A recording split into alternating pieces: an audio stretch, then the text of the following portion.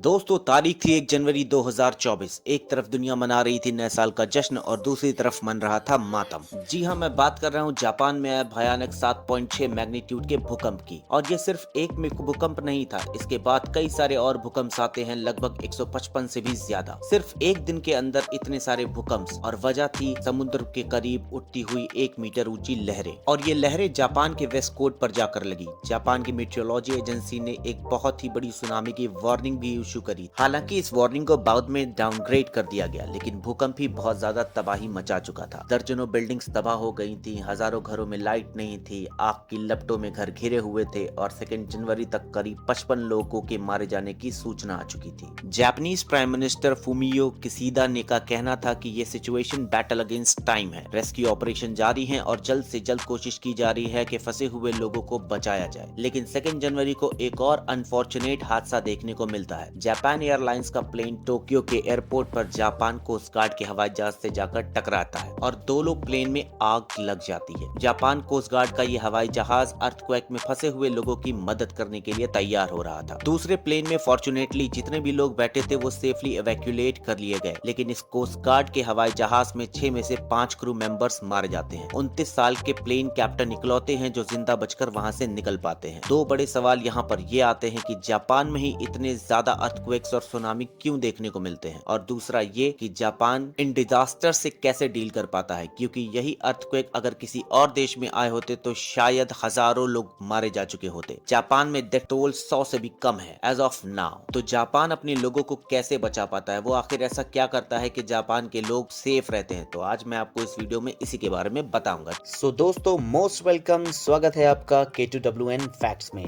तो शुरू करते हैं हमारा आज का वीडियो। दोस्तों, हाल ही में आए इस अर्थक्वेक को 2024 में आए सी ऑफ द जापान अर्थक्वेक या नोटो पेनिसुला अर्थक्वेक का नाम दिया गया है। दोस्तों, पेनिसुला वो जगह होती है जिसके 3 तरफ पानी मौजूद हो, और जापान के इस अर्थक्वेक का एपिसेंटर यहीं पर लोकेटेड था। वेस्ट साइड में मौजूद है सी ऑफ जापान। जापान की राजधानी टोक्यो से यह करीब 500 किलोमीटर दूर है, लेकिन फिर भी टोक्यो तक इसके अर्थक्वेक के झटके फील किए गए। अब हमारा पहला सवाल जो है कि जापान में इतने अर्थक्वेक क्यों देखने को मिलते हैं, और इसका जवाब भी नक्शे में ही छुपा हुआ है। इस नक्शे को देखिए, यह है दुनिया के 16 मेजर टेक्टोनिक प्लेट्स का नक्शा। टेक्टोनिक प्लेट्स क्या होती हैं? ये धरती के सबसे आउटर मोस्ट लेयर होती हैं, जो अर्थ के क्रस्ट और upper part of the mental से मिलकर बनती हैं। धरती के कोर में मौजूद जो हीट जनरेट हो रही है, उसी की वजह से कन्वेक्शनल करंट निकलते हैं, जिसकी वजह से टेक्टोनिक प्लेट्स धीरे धीरे हिलती रहती हैं। तो ये 16 मेन टेक्टोनिक प्लेट्स हैं जो बहुत धीरे धीरे मूव करती रहती हैं। साल भर साल जब ये एक दूसरे से टकराती हैं तो अर्थक्वेक्स देखने को मिलते हैं। तो जो देश, जो एरियाज दुनिया के इन टेक्टोनिक प्लेट्स की बाउंड्री पर लाए करते हैं, वहाँ सबसे ज्यादा अर्थक्वेक देखने को मिलते हैं। और जापान देश की खास बात यह है कि वो इसी जगह पर मौजूद है। यहाँ पर 4 अलग अलग टेक्टोनिक प्लेट्स एक दूसरे से मिल रही हैं।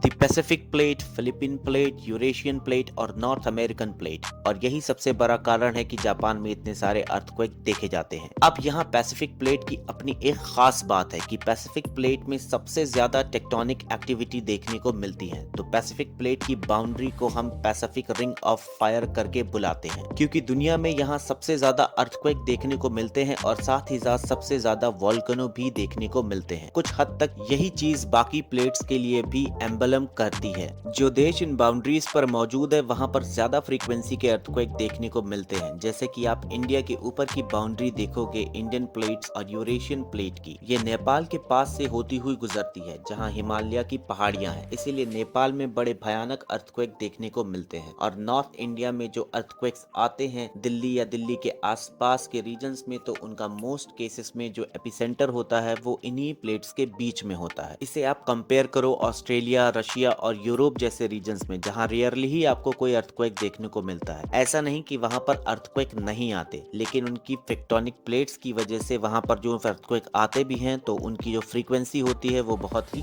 कम हो, जिससे वहां पर जो नुकसान होता है वो बहुत ज्यादा नहीं होता और बहुत ही हल्का नुकसान होता है। इसके पीछे का कारण इन मेजर टेक्टोनिक प्लेट्स के अंदर भी छोटी छोटी माइनर टेक्टोनिक प्लेट्स होती हैं, और कई बारी जब ये बड़ी टेक्टोनिक प्लेट्स भी एक दूसरे से कोलाइड करती हैं तो उनका का असर बीच में देखने को मिल सकता है। लेकिन ये मेन टेक्टोनिक प्लेट्स एक दूसरे से किस तरीके से टकराती हैं उसके बेसिस पे अलग अलग तरीके की बाउंड्रीज बन सकती हैं।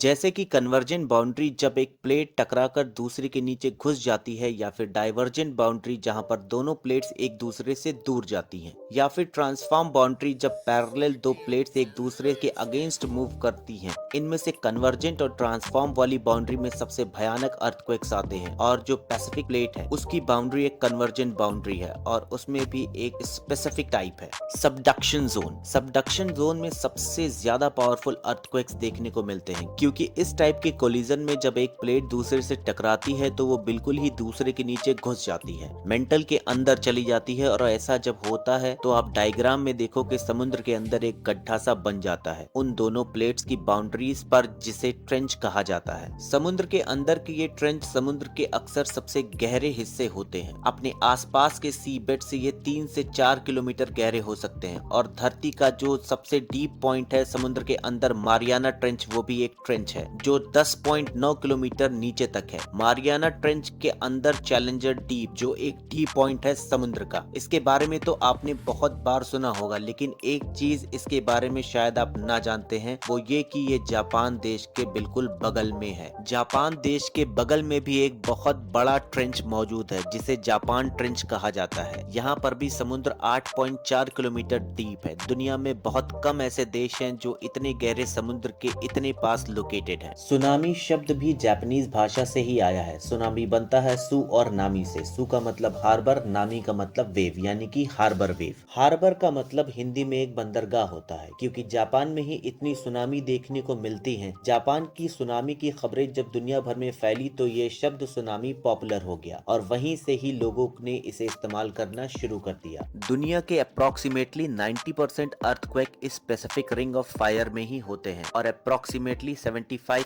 एक्टिव वोल्केनो भी यहीं पर पाए जाते हैं। अब क्योंकि यहाँ की जियोग्राफी ही ऐसी है तो इतिहास में हमेशा से ही जापान का देश डेंजर जोन में रहा है। लेकिन शायद इसी की वजह से जापान सबसे आगे भी रहा है अर्थक्वेक और सुनामी के डिजास्टर के डैमेज को कंट्रोल करने में भी। तो आइए जानते हैं कैसे। जापान में बनाई गई बिल्डिंग्स को बड़े स्ट्रिक्ट अर्थक्वेक प्रूफ स्टैंडर्ड्स को मीट करने पड़ते हैं। इनके 3 स्टैंडर्ड्स में सबसे लोवेस्ट वाला कहलाता है ताशीन स्टैंडर्ड्स। इसकी रिक्वायरमेंट ये होती है कि एक मिनिमम थिकनेस कितनी होनी चाहिए बिल्डिंग्स के पिलर्स और दीवारों के बीम्स की, ताकि जब अर्थक्वेक आए तो उसके शेकिंग देखने को मिले तो बिल्डिंग रेजिस्ट कर पाए और बिल्डिंग नीचे ना गिरे। दूसरा कहलाता है शीशिन स्टैंडर्ड, जो ऊंची बिल्डिंगों के लिए रिकमेंड किया जाता है। यहाँ पर इन्हें कहा जाता है कि डैम्पर्स लगाओ, जिससे कि अर्थक्वेक की एनर्जी को एब्जॉर्ब किया जा सके। मतलब बिल्डिंग्स की जो फाउंडेशन खड़ी हुई है उनके बीच रबर्स के मोटे मोटे गद्दे लगाओ, जिनकी वजह से मैट्स अर्थक्वेक को एब्जॉर्ब कर ले और बिल्डिंग सेफ रह सके। इनका तीसरा सबसे एडवांस स्टैंडर्ड कहलाता है मेंशीन स्टैंडर्ड। इसमें बिल्डिंग को पूरे ग्राउंड से आइसोलेट कर दिया जाता है। लेड, स्टील और रबड़ के अलग अलग लेयर्स लगाई जाती हैं ताकि बिल्डिंग बिल्कुल इंडिपेंडेंटली हिले ग्राउंड के कंपैरिजन में। ग्राउंड हिल रहा है तो बिल्डिंग स्टेबल रहे। टोक्यो शहर में मौजूद ये आइकॉनिक टावर स्काई नाम से भी मौजूद है। इसमें भी यही स्टैंडर्ड इस्तेमाल किए गए हैं। ये पूरे शहर की one of the most earthquake residence building है।